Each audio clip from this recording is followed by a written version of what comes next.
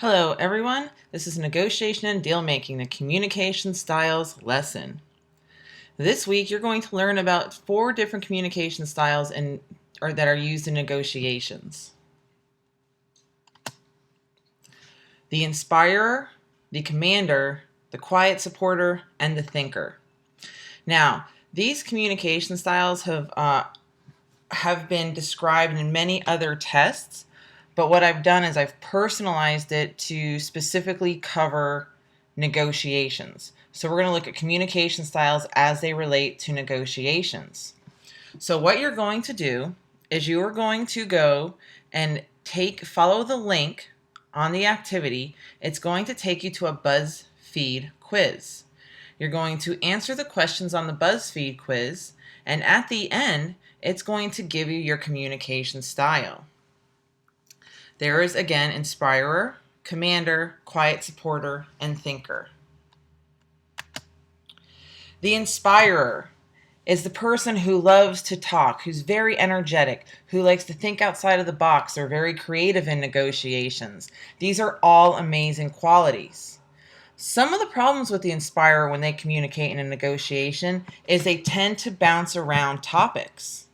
For example, an inspirer can talk about point A, jump to point Z, go to point M, go to point L, and then back to point B. And they'll be able to follow along easily, whereas this can be very frustrating to some of the other styles.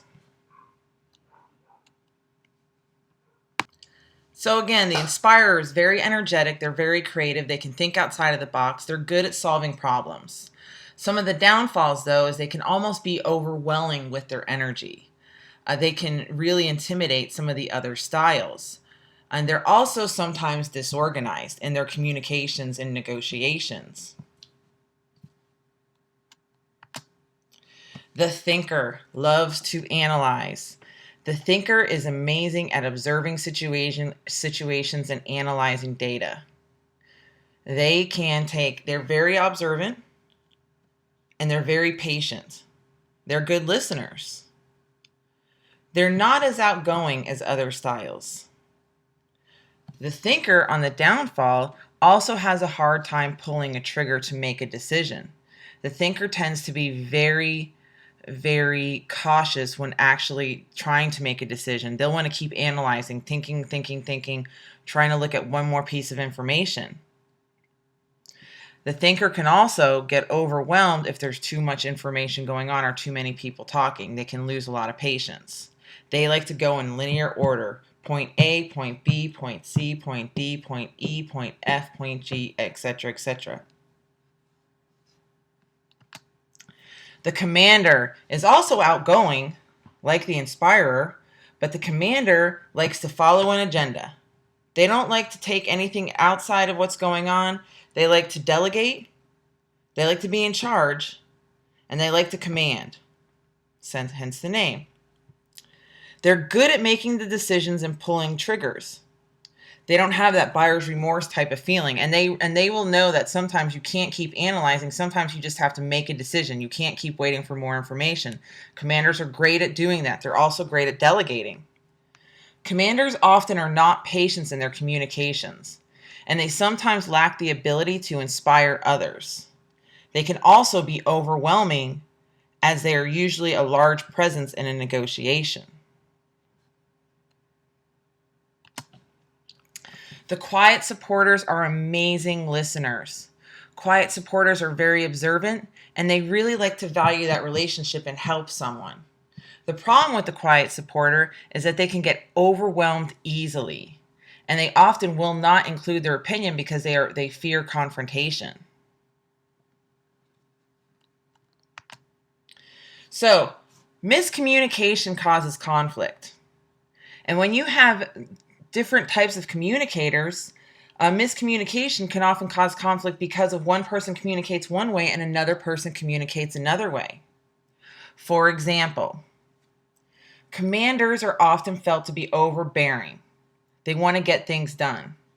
They like to stick to facts, and they don't care about feelings. When a commander negotiates with an inspirer, the commander usually loses his or her patience, and they don't have the ability to think outside the box to inspire the inspirer in a negotiation.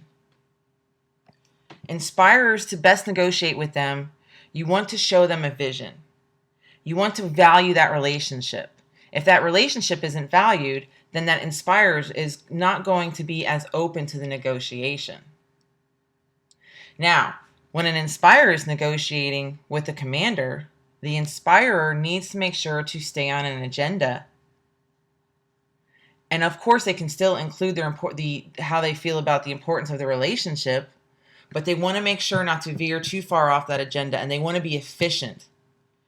Commanders value efficiency, so inspirers need to make sure to be efficient. When a commander and an inspirer are negotiating with a quiet supporter, they need to be careful to not overwhelm the quiet supporter and ask opinions, because the quiet supporter might have great ideas, but they're so afraid of confrontation and they can be so easily overwhelmed that they usually stick to themselves. And if the quiet supporter is on a team or negotiating with an inspirer or a commander, they might decide to just not say anything. In this situation, inspirers and commanders need to make sure to ask questions of the quiet supporter. When the inspirer is negotiating with the thinker, they also need to make sure to stay on track, follow an agenda. They need to make sure to not overwhelm the thinker as well, and they need to be efficient. But the inspirer sometimes will also have to pull the trigger for the thinker, because the thinker, again, does not like to make decisions.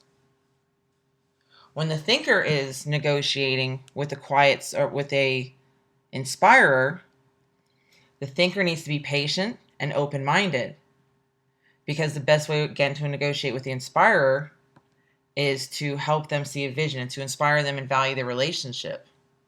When a thinker is negotiating with a commander, they need to make sure to communicate concisely, which usually isn't a problem for the thinker, but they need to make sure to speak up, and they need to not hesitate when making decisions. If you could put a team together of a thinker, a quiet supporter, a commander, an inspirer, you would have an amazing team, so long as you respect each communication style. When there's a lack of patience or understanding with a different style, that usually is how conflict is created. It's accidental.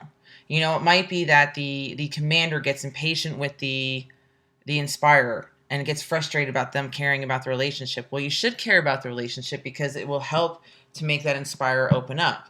And the inspirer, again, needs to make sure to use an agenda and stay patient with the commander. People need to make sure not to overwhelm the quiet supporter. And people need to give the analyzer time to think, but make sure not to give them so much time that no decision is ever made. So clear communication prevents conflict. You can prevent miscommunication by being adaptable in a negotiation. Some people, it's very easy to tell what their communication style is. You can tell from doing your research on them through social media. You can tell by as soon as you say the first word to them. Some people, it takes a little bit longer. So one of the things you need to know in a negotiation is to adapt how you communicate with others. This does not mean you're going to change who you are or you're going to act differently, but what you're wanting to tailor the message to make sure that the audience is receiving it. Remember, the responsibility of sending a clear message relies on the speaker. So if the audience isn't understanding the message, then what adjustments do you have to make sure that the message comes across? Don't blame the audience. That's only going to frustrate the negotiations. So this is the summary of the communication styles. So again, you're going to go under the discussion board. You will find the link, follow the link, conduct the communication style quiz from BuzzFeed, and then you're going to go to the discussion board and you're going to answer questions about your communication style, what adjustment you would make to those who have a different communication style. And then after you're answering those questions, you'll respond to one of your classmates. I hope you enjoy this assignment. I really think this is actually fascinating because ever since I started studying the importance of communication styles, I've really been able to better negotiate with people, even when they've tended to in the past be more difficult communicators. And this is one of probably the best things you'll learn this month. So please enjoy the exercise. And of course, as always, if you have any questions or if there's any issues with the BuzzFeed quiz or technology, don't hesitate to give me a call. Have a wonderful day and have fun.